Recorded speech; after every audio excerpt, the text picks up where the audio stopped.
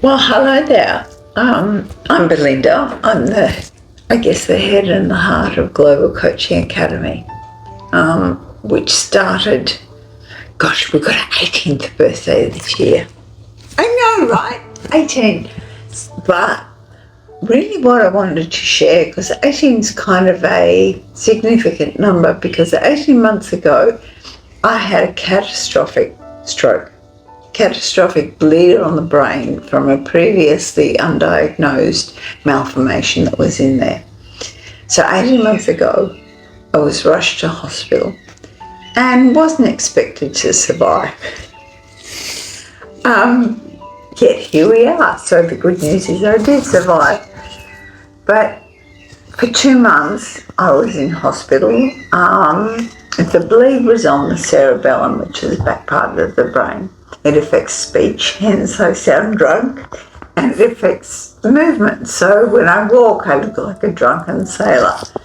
But I can still walk, so that's okay. But I think what's so amazing for me is that unheard of, unthought of, we've actually started Global Coaching Academy again for a second time. I never thought that I would be in a position to teach again, to speak again, or to be taking on students or clients. And I am so grateful that none of my friends ever gave up on me. I think upstairs never gave up on me. It was always, come on, you can do this. And for the first month, all I did was throw up. It was awful. And I have a very dear friend who would come and visit me in hospital and say, gratitude, even if you're in the middle of spewing your guts out, be grateful. And I was like, oh, I'm so grateful for this. But it helped just having that gratitude, appreciation, and you learn humility in a hospital, let me tell you that. But it was a wonderful, wonderful experience. I was a workaholic before that. I worked all the time, probably largely to get away from myself, the truth be told. But having the stroke forced me to slow right down. I had to slow right down. And since then, it's been a long, hard road of rehabilitation. I've got 2 weeks left, 2 more weeks of rehab, and then it'll be up to me.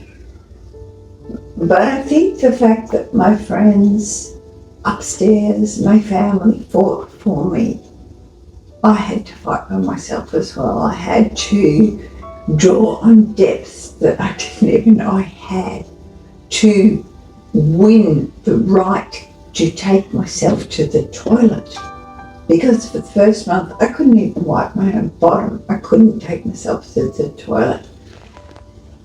But by, I think, halfway through the second month, I began to learn to walk again using a walking frame. I fought for my right to go to the loo, take myself to the loo. I had to get permission from the doctor, the nurses, the physio. I fought for my right to have a shower, take myself to the shower. So everything I wanted, I had to coach myself through. I had to be disciplined in my thinking. And the pull to give up, the pull to get sucked into that maelstrom of hopelessness was very strong. I'm here to tell you, it was strong.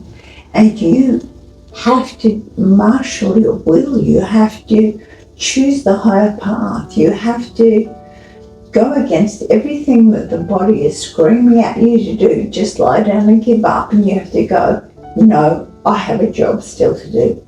There's something for me still to do. And it doesn't matter how disabled you are, how unfortunate you are, there's always something you can do.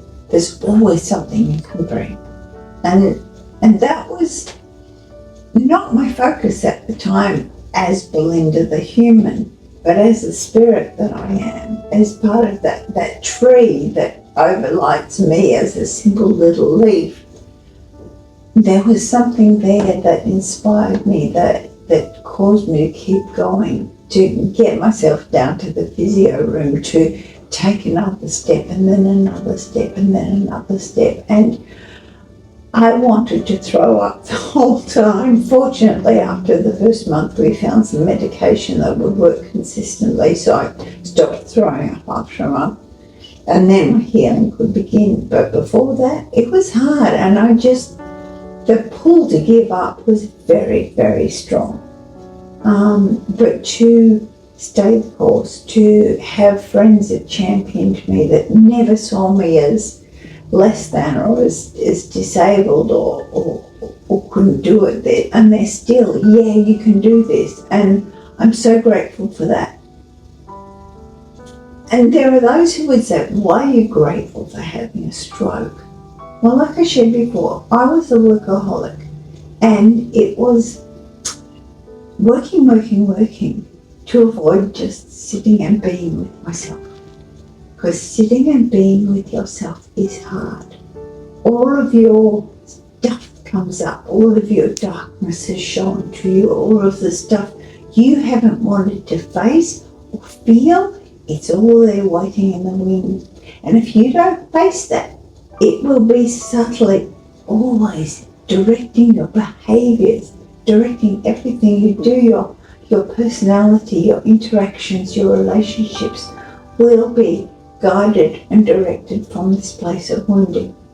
So this is why, for me, having this stroke, which has forced me to be still and to just look out the window, I feel terribly lazy a lot of the time, but I have to just go, no, this is the time that I've been gifted by this stroke to be with myself, to face the darkness, to face the weakness, to face the cowardice, the laziness, the selfishness, all of those parts of me that are pushed aside by being useful, purposeful.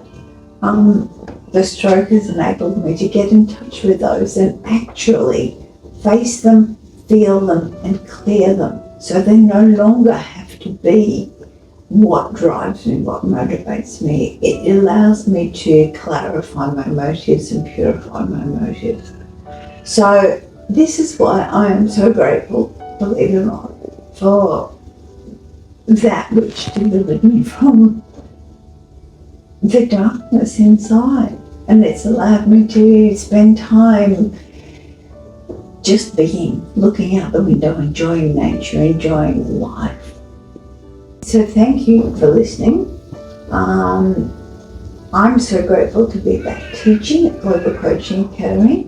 We've got a new intake coming up this year of a year-long diploma, which has just been put together. And like I said, our 18th birthday this year. Woohoo! But yeah, if you're interested, globalcoach.com.au, go check out our website, have a look at who we are, what we are, get a feel for if this is right for you. We would love to hear from you.